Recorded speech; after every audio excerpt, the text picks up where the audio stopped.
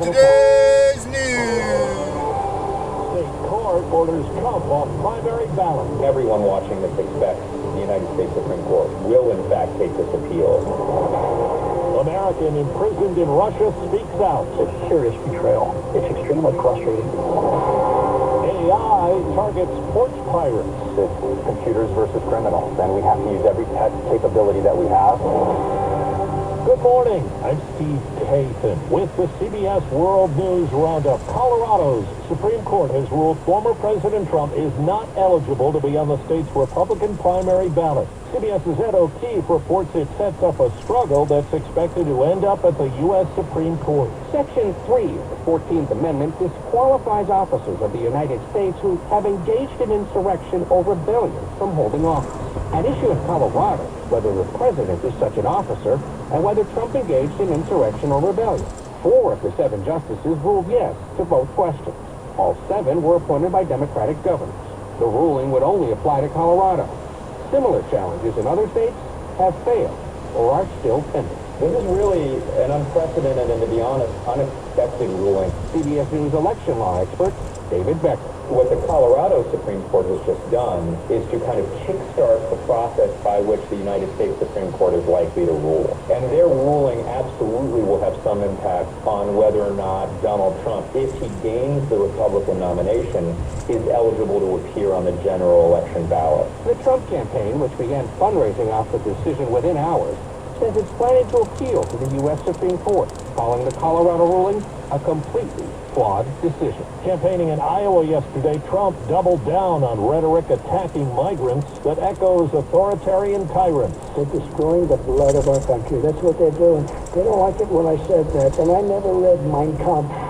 They said, oh, Hitler said that in a much different way. On the southern border, CBS's Omar Villafranca tells us officials report a big jump in the number of people entering the country illegally. The head of the nation's Border Protection Agency tells CBS News his officers are now facing what he calls a serious challenge. According to data obtained by CBS News from DHS, the U.S. Border Patrol averaged nearly 7,900 migrant apprehensions a day last week. That's up from an average of 6,000 in October. Now, on Monday alone, it says it processed nearly 11,000 migrants. A federal appeals court blocks a bid to open razor wire barriers on the Texas border. Texas claiming victory over the Biden administration's efforts to cut the razor wire put in place by Texas along 29 miles of the border around Eagle Pass. DOJ argued it was essential to provide medical help to migrants in distress. The Fifth Circuit Court reversing a lower court decision favoring the Biden administration. Texas Governor Greg Abbott. People who are trying to cross the river or cross the border and come into the state of Texas, they are repelled and turned back by these concertina razor wire barriers. Chris Fox for CBS News, Austin. Here's where the White House has agreed to release a jailed ally of Venezuela's President Maduro in exchange for 8 Americans held there. We're hearing from American Paul Whelan, who's been imprisoned in Russia for 5 years. He tells the BBC today he feels abandoned. You know, the U.S. has come up with all sorts of proposals, serious proposals, but it's not what the Russians are after. So they keep going back and forth. The only problem is, it's my life that's draining away. Why would he do this? No, it's 5 years. It's unfathomable to me that they left me behind. Whelan is held on espionage charges he has denied. The U.S. considers him wrongfully detained. The leader of Hamas is in Egypt today for talks that could center on hostages still held in Gaza. CBS's Ramy Inocencio has the latest on the war. Gut-wrenching grief in Khan Yunis after another Israeli strike.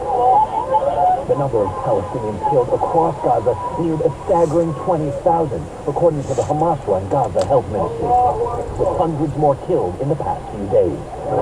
No one and no age is safe. The injured flooding the last functioning hospitals in the south. I lost 2 grandchildren, said Susan Zorov, one just 2 weeks old. She didn't even get her birth certificate. The Senate unanimously confirmed 11 top-ranking military officers, including 4-star generals, late yesterday.